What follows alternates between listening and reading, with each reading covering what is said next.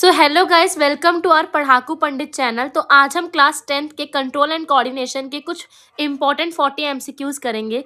तो सबसे पहला है, control and coordination in animals is performed by. तो ये जो कंट्रोल एंड कोऑर्डिनेशन है एनिमल्स के अंदर, वो परफॉर्म किया जाता है किसके द्वारा? तो इसका आंसर है ऑप्शन नंबर बी। कौन सा? Nervous and endocrine system. क्योंकि हमने पढ़ा था कंट्रोल एंड कोऑर्डिनेशन जो सारा होता है वो कहाँ से होता है बच्चा? नर्वस सिस्टम से होता है। तो इसीलिए इसका आंसर क्या हो जाएगा? Option number B. अब आते हैं हम क्वेश्चन नंबर 2 पे। क्वेश्चन नंबर 2 क्या है? The structural and functional unit of nervous system is neuron. तो क्या है बच्चा? यहाँ पे नेफ्रॉन लाइफ प्रोसेस के अंदर पढ़ा था, किसके? किडनी के अंदर। तो ये नहीं होगा, एक्सॉन भी नहीं होगा, डेंड्राइट नहीं होगा। पूरा जो न्यूरॉन है वो क्या होगा? इसका पार्ट होगा। तो ये जो फंक्शनल और स्ट्रक्चरल यूनिट होता है नर्वस सिस्टम का, वो क्या होता है? न्यूरॉन। अगर न्यूरॉन का डायग्राम बनाए तो न्यूरॉन का डायग्राम कुछ इस प्रकार का होता है। ये डेंड्राइट्स होते हैं, ये पूरे में होते हैं, और यहाँ पे एक्सॉन होता है। ठीक है, तो थोड़ा डायग्राम मेरा गंदा बना है, तो इसको हम क्या बोलते हैं? इसे नर्व एंडिंग बोलते हैं। ये नर्व एंडिंग है। या इसको हम क्या बोलते हैं? एक्सॉन। इनको हम क्या बोलते हैं? डेंड्राइट। यहाँ पे हमारा न्यूक्लियस है, और ये हमारा सेल बॉडी।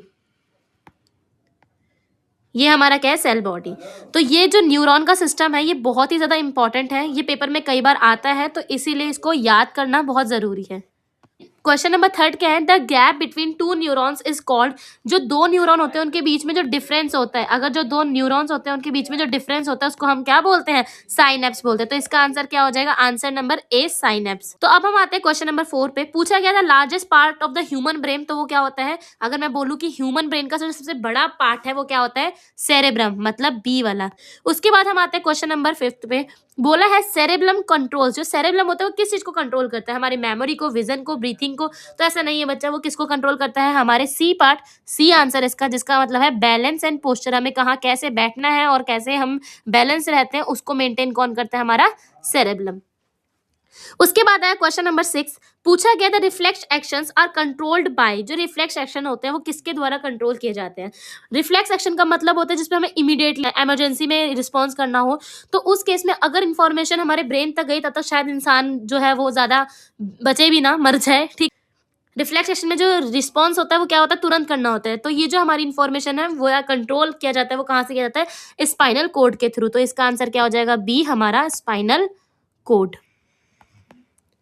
उसके बाद हम आते हैं क्वेश्चन नंबर 7 पे। क्वेश्चन नंबर 7 बोलता है विच hormones is secreted by pancreas. तो आपको पता है पेनक्रियास जो होता है वो कौन से हार्मोन को सिक्रेट करता है? इंसुलिन। अगर मान के चलो हमारे अंदर इंसुलिन की कमी हो जाए तो क्या होगा? अगर हमारे अंदर इंसुलिन की कमी हो जाएगी तो हमें क्या होगा? डायबिटीज हो जाएगा। डायबिटीज मतलब शुगर भी कहते हैं हम इसे नॉर्मल टर्म में। जहाँ पे क्या होता है हमारे अंदर इंसुलिन की कमी हो जाती है, तो इस वजह से क्या होता है हमारी बॉडी के अंदर शुगर या डायबिटीज जैसी बीमारी हो जाती है।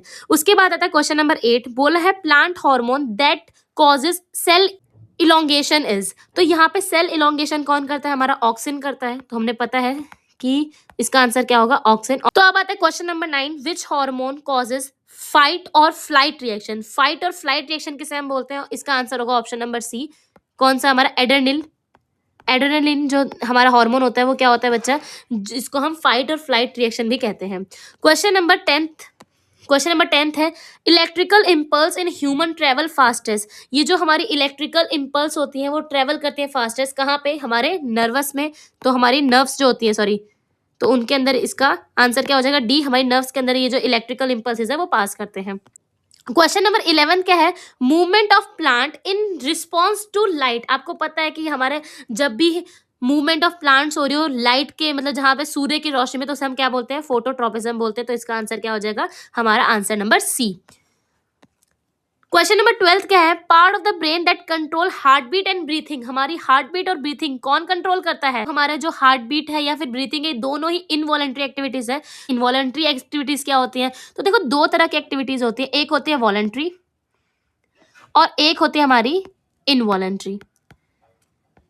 वॉलंटरी एक्टिविटीज वो एक्टिविटीज होती है बच्चा जहां पे जिसपे हमारा खुद का कंट्रोल होता है, और इन पे इनवॉलंटरी पे हमारा कंट्रोल नहीं होता, जो कंट्रोल नो कंट्रोल कह सकते हो आप। ठीक है, तो जैसे नो कंट्रोल किस पे होगा? एग्जाम्पल के लिए क्या ब्रीथिंग पे आप कंट्रोल कर सकते हो? नहीं भैया। हार्ट बीट पे कंट्रोल कर सकते हो? नहीं कर सकते। ठीक है, तो ये सारे पॉइंट हैं जो हमारे क्या है कंट्रोल नहीं हो सकते। पर अगर मान के चलो मुझे क्रेविंग्स हो रही हैं, आप क्रेविंग्स को कंट्रोल कर सकते हो, हाँ कर सकते हो। हमारी जो पोजीशन है उसको कंट्रोल कर सकते हो, हाँ कर सकते हो। तो जो कंट्रोल कर सकते हो उसको हम क्या बोलेंगे, वॉलंटरी एक्टिविटीज, और जिन पे कंट्रोल नहीं होता उसे हम क्या बोलेंगे, इनवॉलंटरी एक्टिविटीज। तो अब यहाँ पे इनवॉलंटरी एक्टिविटीज कौन कर रहा है, ये कंट्रोल मेडुला करता है, हार्ट बीट और ब्रीथिंग को। तो इसलिए इसका आंसर क्या हो जाएगा, मेडुला। क्वेश्चन नंबर 13 क्या है, the hormone responsible for seed dormancy. Dormancy का मतलब होता है सीड को उनकी प्रोग्रेस में बाधा बनना। तो ऐसा हमने कौन सा पढ़ा था बच्चा, एबीए। एबीए क्या है, ये तो एब्सेसिक एसिड, जिसे हम क्या बोलते हैं, स्ट्रेस हार्मोन भी बोलते हैं। Abscisic acid,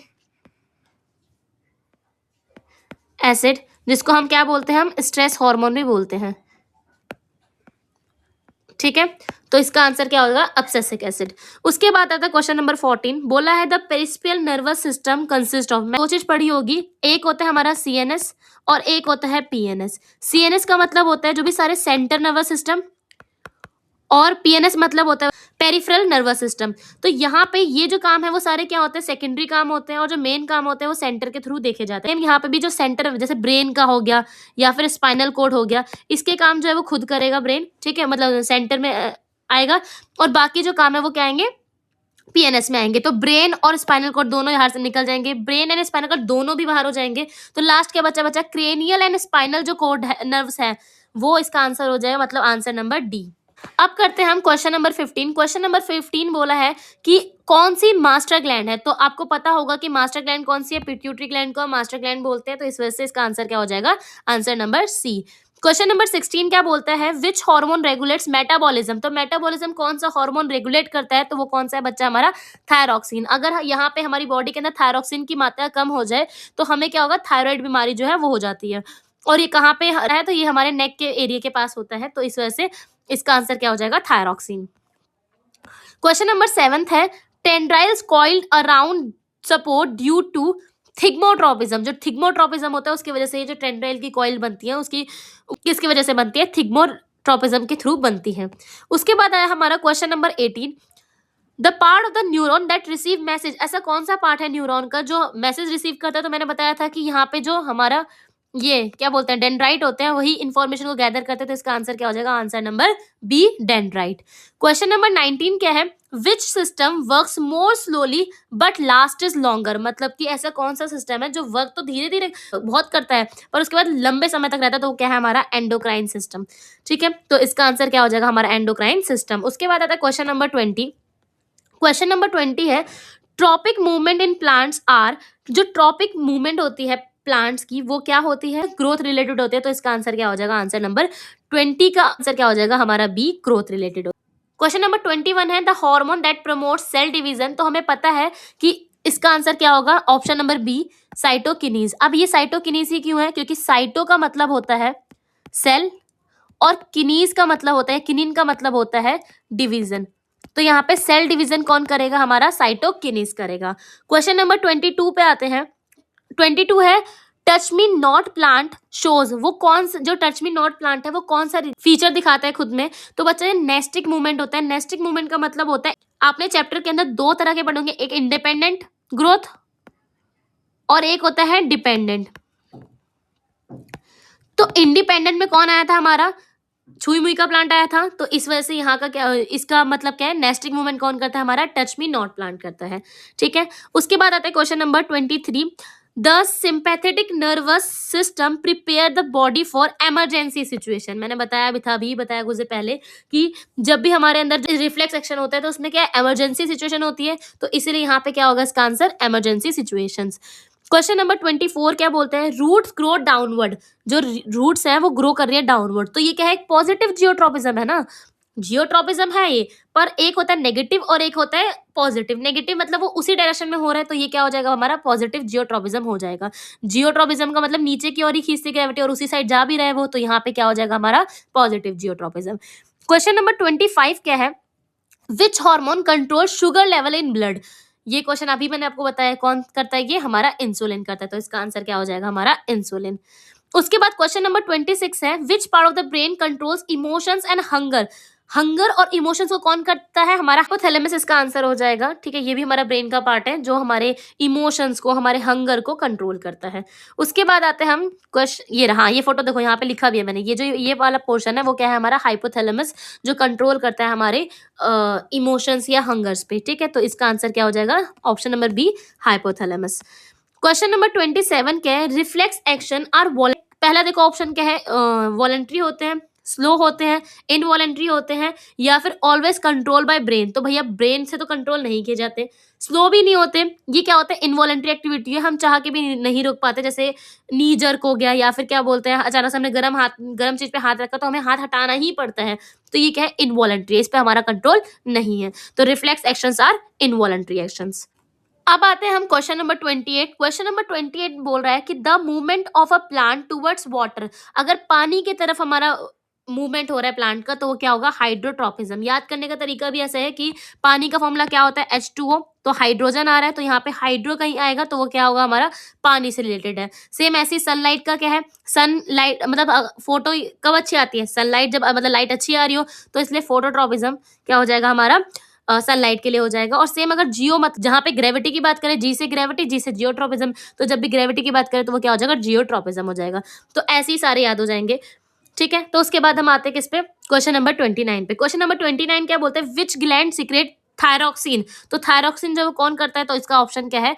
B, thyroid. और यहाँ पे आंसर भी दे दिया गया है। अच्छा, आगे वाले क्वेश्चन पे आंसर दे रखे हैं, तो सॉरी गाइज, कोई बात नहीं, हम छुपाते हैं। विच hormone helps the ripe ripening of fruits, मतलब कि जो फ्रूट्स होते हैं उन्हें पकाने में कौन सा जो हार्मोन है वो काम करता है? तो इसका आंसर क्या हो जाएगा? हमारा answer number C, ethylene. Back करते हैं। तो which hormones help in ripening of fruits, मतलब जो हमारे फ्रूट्स को पकने में कौन सा काम करता है? तो बच्चा एथिलीन नाम का जो होता है वो हार्मोन, वो क्या करता है? हमारे फ्रूट्स को पकने में काम करता है। साइटोकिनेसिस क्या करता है? सेल डिवीजन में काम करता है। ऑक्सीजन उसकी ग्रोथ करता है, उसकी हाइट में। और एबीए जो है वो क्या करता है? एक तरह का स्ट्रेस हार्मोन है। तो ये तीनों तो नहीं करे, बचा क्या? हमारा एथिलीन, जो किस काम आता है? हमारे फ्रूट्स को पकाने में काम आता है। तो क्वेश्चन नंबर 31 पे आते हैं। क्वेश्चन नंबर 31 है, impulses passes from one neuron to another through the synapse। Question number 31 पे आते हैं। impulses passes from one neuron to another through, बताया मैंने, यहाँ पे जाती तो वो इन्फॉर्मेशन तो ट्रांसफर होती है डेंड्राइट से, पर यहाँ पे उस प्रोसेस को क्या बोलते हैं? तो हम क्या बोलेंगे सर? साइनेप्स बोलेंगे। क्वेश्चन नंबर 32 क्या है हमारा? Which plant hormone responsible for wilting of leaves, जो हमारी पत्तियां उनको झड़ने में जो है वो कौन रिस्पॉन्सिबल होता है? तो मैंने बताया था स्ट्रेस हार्मोन है। जैसे हमारे स्ट्रेस आने पे क्या होता है? हमारे बाल झड़ते हैं, वैसे ही सेम पत्तियां भी झड़ती हैं। तो जब उनके अंदर स्ट्रेस आता है तो इसका आंसर क्या हो जाएगा? हमारा एबीए, मतलब एब्सिसिक एसिड, इसका आंसर हो जाएगा। अब क्वेश्चन नंबर 33 पे आते हैं। क्वेश्चन नंबर 33 क्या है? 33 है, which of the following is a involuntary activity? Walk करना इनवॉलेंट्री है? नहीं भैया, इस पे हमारा कंट्रोल है। टॉक करने पे भी हमारा कंट्रोल है, डांसिंग पे भी हमारा कंट्रोल है, पर क्या रिफ्लेक्स एक्शन पे हमारा कंट्रोल है? नहीं। तो ये क्या हो जाएगा? हमारा इनवॉलेंट्री एक्टिविटी। तो क्वेश्चन नंबर 33 का आंसर है हमारा ऑप्शन नंबर सी। अब आते हैं हम क्वेश्चन नंबर 34। क्वेश्चन नंबर 34 का आंसर क्या है? हाँ, which neuron carries message from CNS to muscle, मतलब जो हमारा सेंटर वाला सिस्टम है वहां से मसल्स के तक इंफॉर्मेशन जो जा रही है वो कौन करता है? हमारी जो मोटर न्यूरॉन्स होती हैं वो क्या करती हैं? ट्रेवल करने का काम करती है इंफॉर्मेशन का। उसके बाद क्वेश्चन नंबर 35 क्या है हमारा? क्वेश्चन नंबर 35 है, coordination in plants acres through. तो यहाँ पे जो कोऑर्डिनेशन है प्लांट्स के अंदर वो किसके थ्रू किया जाता है? हमारे हार्मोन्स के द्वारा। तो इसका आंसर क्या हो जाएगा? हमारा हार्मोन्स हो जाएगा, क्योंकि उनके अंदर नर्व्स, ब्लड, मसल्स तो है नहीं भाई, तो क्या है उनके अंदर? हार्मोन्स है। तो उसके थ्रू ये अपना डेटा ट्रांसफर करते हैं, या फिर जो भी उनका कोऑर्डिनेशन होता है वो मेंटेन कैसे होता है? हार्मोन्स के थ्रू मेंटेन होता है। क्वेश्चन नंबर 36 पे आते हैं। क्वेश्चन नंबर 36 क्या है? The stimulus is internal response होता है, एनी चेंज इन एनवायरमेंट होता है, या स्टोर्ड एनर्जी होता है, या रिफ्लेक्स एक्शन होता है? तो इसका आंसर क्या है बच्चा? जो भी हमारे एनवायरमेंट में चेंज आ रहा है उसको हम क्या बोलेंगे? स्टिमुलस कहेंगे। तो stimulus is any change in the environment. तो इसका आंसर क्या हो जाएगा? Option number B. अब 37 क्वेश्चन नंबर, 37 क्वेश्चन नंबर क्या है? आप plant shoots shows positive geotropism, positive phototropism या फिर नेगेटिव फोटोट्रॉपिज्म या नेगेटिव हाइड्रोट्रॉपिज्म। तो यहाँ पे बोला शूट्स की तरफ, मतलब वो उसके ऊपर की ग्रोथ हो रही है, तो यहाँ पे क्या हो जाएगा पॉजिटिव फोटोट्रॉपिज्म, तभी क्या हो रहा है उसके ऊपर वाले एरिया की ग्रोथ हो रही है। तो अब हम आते हैं क्वेश्चन नंबर 38 पे। जो मेडुला है वो क्या कंट्रोल करता है, तो मैंने बताया था अभी पहले ही कि हमारी ब्रीथिंग और हार्ट बीट जो होते हैं ये इनवॉलंटरी एक्टिविटीज होती है, इनको कंट्रोल करने का काम कौन करता है, हमारा मेडुला करता है। तो इसका आंसर क्या हो जाएगा, answer number C. Question number 39 क्या है, केमोट्रोपिज्म इज सीन इन, केमोट्रोपिज्म हमें कहाँ देखने को मिल जाएगा, रूट्स में नहीं भैया, वहां जियोट्रोपिज्म दिखता है, टेंड्राइल्स में नहीं, लीव्स में नहीं, तो ये कहाँ होता है पॉलन ट्यूब ग्रोथ में, क्योंकि केमिकली जो केमिकल्स वगैरह होते हैं वो वहां पे देखने को मिल जाएगा। तो इसका आंसर क्या हो जाएगा, पॉलन ट्यूब की जो ग्रोथ होती है उसको हम क्या बोलते हैं, केमोट्रोपिज्म कहते हैं। अब क्वेश्चन नंबर 40 क्या है, क्वेश्चन नंबर 14 जो लास्ट क्वेश्चन है वो क्या है, which hormone helps in plant to respond stress, बताया मैंने एबीए, इस तो इसका आंसर क्या हो जाएगा हमारा एबीए। आई होप आपको यहाँ तक क्वेश्चन समझ आए होंगे। जो भी क्वेश्चन नहीं समझ आया आप कमेंट सेक्शन में बता दीजिए, हम उसे समझा देंगे। साथ ही अगर आपको ये वीडियो अच्छी लगी तो please like share and subscribe करें और अपने दोस्तों के साथ ज्यादा से ज्यादा शेयर करें।